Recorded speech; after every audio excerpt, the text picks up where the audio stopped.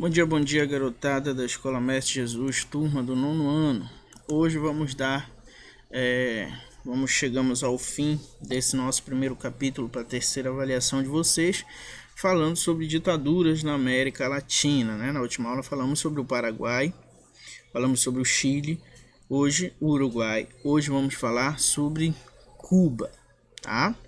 Hoje é muito comum, né, nas discussões políticas, principalmente quando se fala ainda sobre comunismo, sobre socialismo, falar sem Cuba, né? Você já deve ter ouvido alguém, fulano é comunista, vai para Cuba e não sei o que e tudo mais. Vamos entender hoje o porquê desses comentários, né? Qual a base, qual a raiz para esses comentários. Então vamos lá, primeiro vamos entender o contexto histórico cubano. Gente, a economia cubana, desde o período colonial, tá, que foi colonizada pela Espanha, desde o período colonial, a economia cubana ela estava respaldada em dois principais produtos, que era o tabaco, tá, e o açúcar. Então, ou seja, era um país agroexportador, né, como nós já vimos, né, produtos forte em produtos agrícolas voltados para voltados para exportação, certo?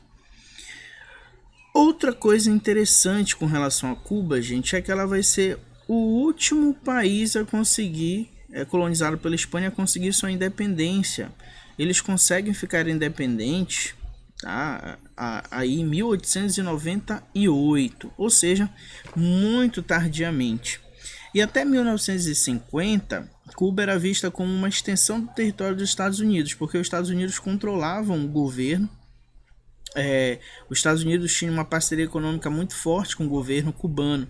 Porém, essa visão de que Cuba era uma extensão do território dos Estados Unidos deixava muitos cubanos descontentes, digamos assim.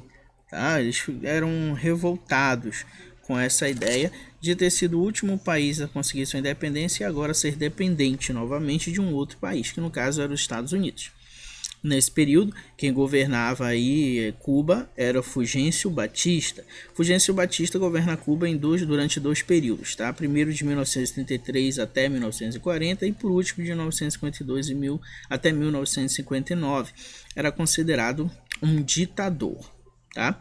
Porém, o Fulgêncio Batista ele tinha o apoio dos Estados Unidos.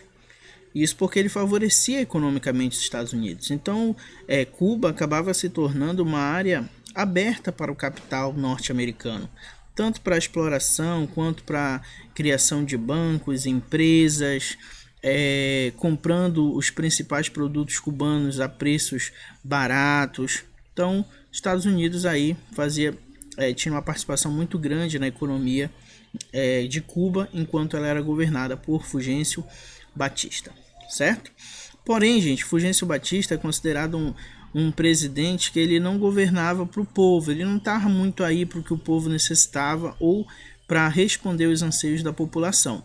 Ele estava mais interessado no seu enriquecimento, o enriquecimento da elite cubana daquele período, junto ao favorecimento aos Estados Unidos. Por isso, em 1953, a gente tem a formação de um grupo de guerrilheiros socialistas, tá, que vão organizar uma revolta. Esses guerrilheiros eram liderados por Raul e Fidel Castro. Tá? Aqui é o Fidel Castro. Deixa eu pegar aqui minha canetinha. Aqui é o Fidel Castro. Tá? O líder lutava junto do seu irmão, o Raul Castro. Tá?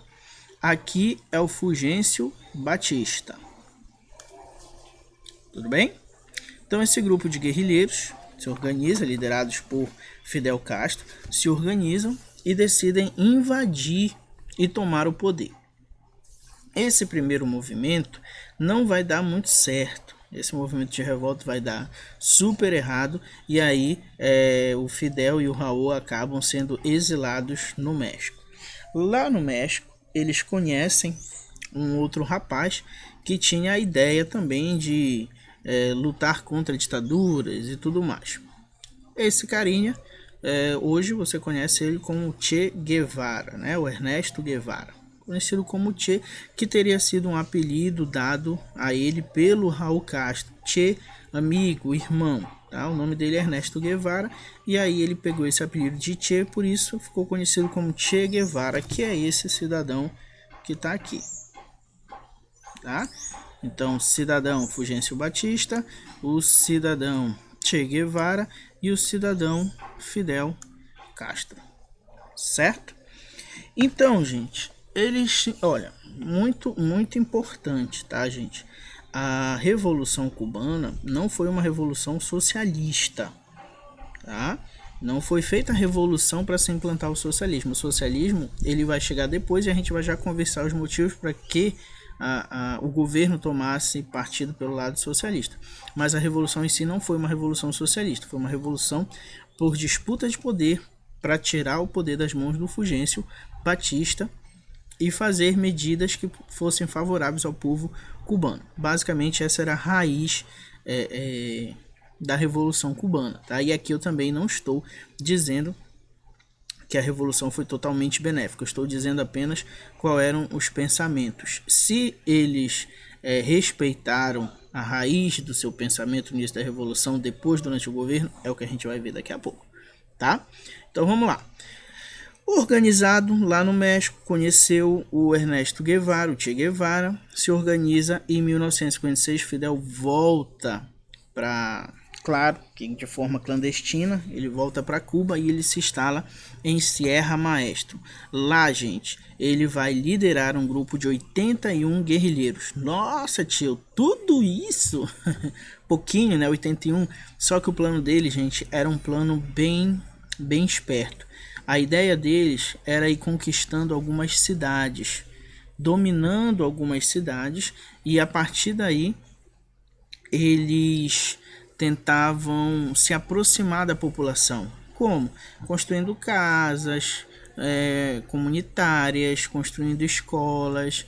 O Ernesto Guevara era médico, então dava assistência médica, ou seja, eles tinham como objetivo dar para aquelas pessoas aquela assistência que o governo não dava, tá?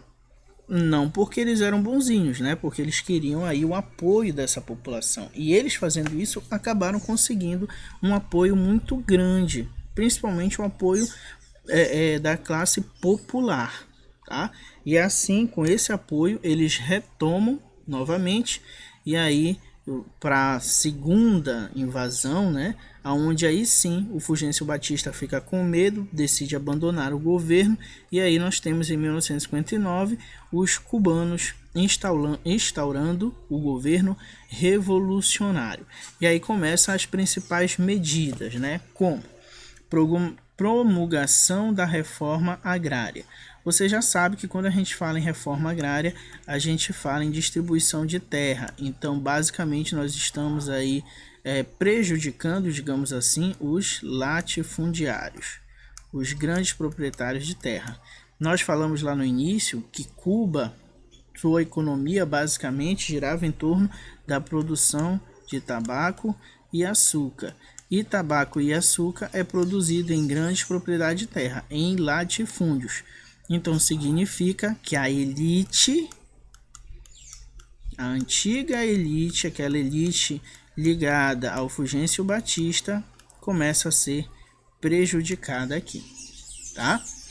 Em 1960, um ano depois, você tem empresas e bancos dos Estados Unidos sendo nacionalizados. Lembra que o Fulgêncio Batista tinha aí um governo baseado em abrir as portas de Cuba para o mercado estrangeiro, para o mercado norte-americano. Já o governo revolucionário vai fechar essas portas. Então, Fidel pega lá as empresas, os bancos norte-americanos e nacionaliza, transforma eles em bancos nacionais, pertencentes ao governo, certo? Com o passar do tempo, gente, a revolução acaba se tornando mais intolerante com os opositores, tá? Que é o que a gente vai falar daqui a pouco, que a gente vai ver que na verdade a revolução depois se torna uma ditadura. Fizeram uma revolução para tirar a ditadura de Fulgêncio Batista e depois o Fidel Castro se torna um ditador, tá? Em 1961 nós temos uma tentativa contra-revolucionária. Essa antiga elite aqui vai conseguir apoio militar dos Estados Unidos, porém eles não conseguem dar o contragolpe, né? Retomar o poder. Rapidinho, o Fidel, se não me engano, em 3 dias, o Fidel Castro consegue acabar com a revolta. E aí você tem os Estados Unidos percebendo que não deu certo seu plano, tem que ter uma outra medida de pressão contra o governo revolucionário. E aí vem o bloqueio econômico. Isso aqui, gente, prejudicou muito a economia, prejudicaria muito a economia de Cuba. Aqui que está a chave da questão. Lembra que lá na frente, vou desenhar uma chavezinha aqui. Lembra que lá na frente eu falei para vocês que a revolução não foi socialista, mas ela se tornou, foi por causa desse bloqueio continental. Esse bloqueio continental bloqueio continental lá da França. Esse bloqueio econômico, tá, gente? Bloqueio econômico, não vão deixar produtos entrarem em Cuba nem saírem de Cuba. A economia acaba ficando fechada. E aqueles países que sofrem influência dos Estados Unidos eram pressionados a também não comercializarem com os cubanos. A ideia era prejudicar a economia cubana, tá? Porém, gente, presta atenção, a gente vive o contexto da Guerra Fria, né? De um lado, Estados Unidos da América.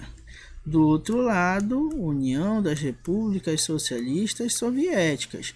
E no meio de tudo está Cuba, uma ilhazinha agora governada por um governo revolucionário, que foi bloqueada economicamente pelos Estados Unidos, que era uma grande potência, mas não era a única.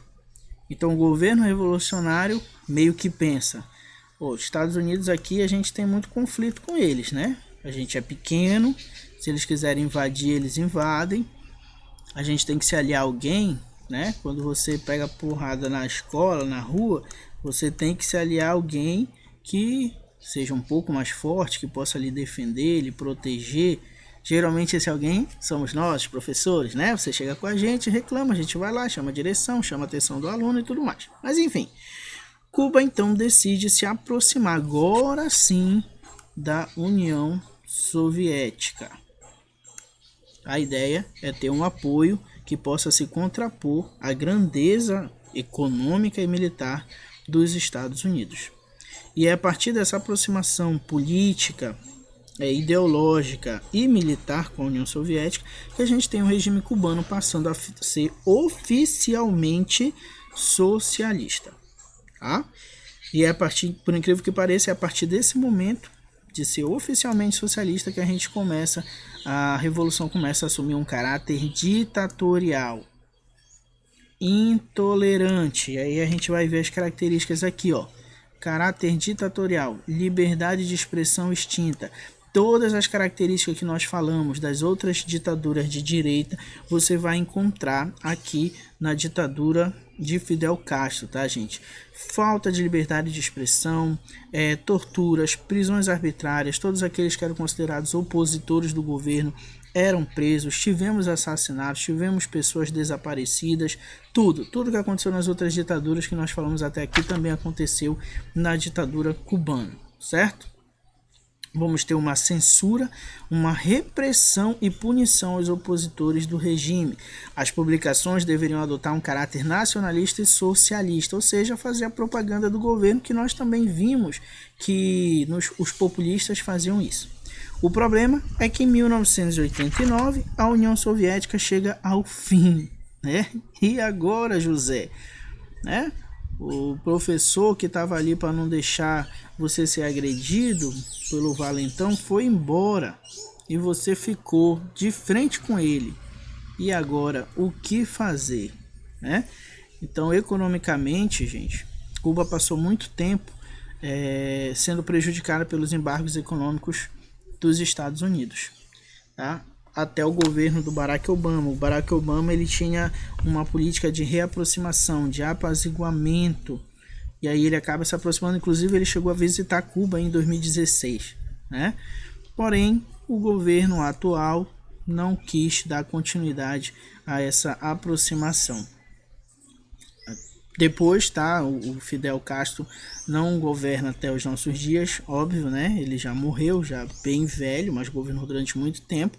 Em 2008, ele passou de forma provisória. Na verdade, ele ficou doente e aí passou para o irmão dele de forma provisória o governo, que já era um idoso também, né? O Raul Castro. Passou o governo de forma provisória, só que aí o Fidel acabou falecendo. E aí o irmão dele, em 2008, assume de fato o governo de Cuba. Fica durante 10 anos, tá? Ficou governando até 2018, 2 anos atrás. Atualmente o país ele é governado pelo presidente Miguel Dias-Canel, certo? Gente, exercício hoje tem, na última aula não teve, mas hoje tem, e são bastante questões. Exercício página 16 e 17. Fiquem com Deus e até uma próxima aula.